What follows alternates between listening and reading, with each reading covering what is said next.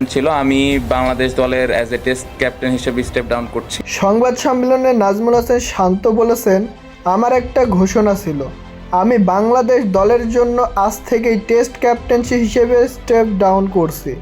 কলম্বো টেস্টে হেরে সিরিজ হারের পরে সংবাদ সম্মেলনে পদত্যাগ ঘোষণা করে বাংলাদেশ দলের অধিনায়ক নাজমুল হোসেন শান্ত। প্রিয় দর্শক, শ্রীলঙ্কার বিপক্ষে 2 ম্যাচের টেস্ট সিরিজ শেষ হলো, যেখানে প্রথম ম্যাচ ড্র করেছিল বাংলাদেশ। তবে শেষ ম্যাচে ইনিংস ব্যবধানে 78 রানে পরাজিত হয়ে সিরিজ হেরে গেছে টাইগাররা। আর এই সিরিজ হারের পরই অধিনায়কত্বের দায়িত্ব ছেড়ে দিয়েছেন বাংলাদেশ দলের নাজমুল হোসেন শান্ত। কলম্বো টেস্টের শুরুর আগেই গুঞ্জন ছিল অধিনায়কের দায়িত্ব ছাড়তে পারেন নাজমুল হোসেন শান্ত। তবে শ্রীলঙ্কার বিপক্ষে দ্বিতীয় টেস্টে ইনিংস ব্যবধানে হারের পর সেই গুঞ্জনই সত্যি হলো। বাংলাদেশ দলের টেস্ট অধিনায়কত্বের দায়িত্ব ছাড়লেন নাজমুল হোসেন শান্ত। ম্যাচ হারের পরে আজ ম্যাচ শেষে ম্যাচ পরবর্তী সংবাদ সম্মেলনে এই ঘোষণা দেন তিনি।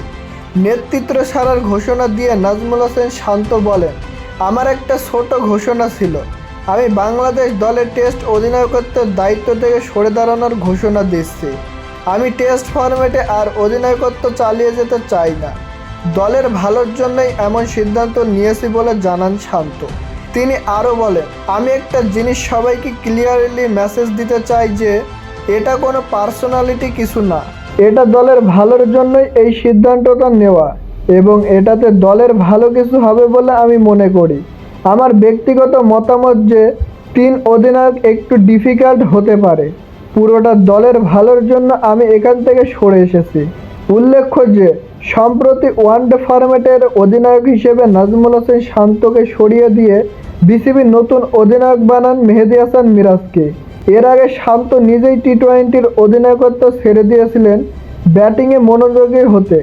আর সবাই মনে করেছেন আমিনুল ইসলাম বুলবুল বিসিবি সভাপতি হওয়ার পরে নাজমুল হোসেন শান্তকে ওয়ানডে অধিনায়কত্ব থেকে সরিয়ে দেওয়ার কারণেই টেস্টের অধিনায়কত্ব থেকে নিজেকে সরিয়ে নিলেন নাজমুল হোসেন শান্ত।